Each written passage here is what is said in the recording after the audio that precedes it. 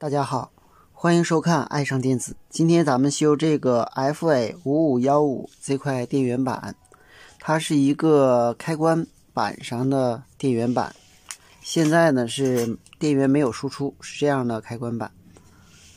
用户呢自己在家修过，芯片换了，这个电容这两个电容也换了，光耦也卸下来了，都没有修好。实际上呢，用户缺乏经验。首先我们看这个功率管的山极和原极之间是短路的，正常是不应该短路的。当时我检测到这儿以后，我怀疑是功率管坏了，我就把功率管卸下来了。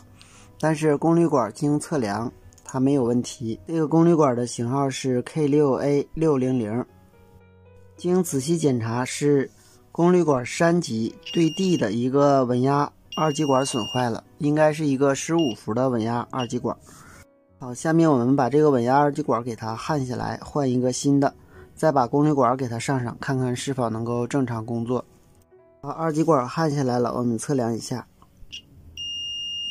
很显然就是它击穿了。现在我们测量功率管的山极和原极之间没有短路了。在补上管子之前，我们测量一下它的输出角波形是否正常。五角是输出角，我们看输出正常。下面我们把功率管上上就可以了。好，功率管上完了，我们插电测量一下它的电压。这个位置是输出5伏，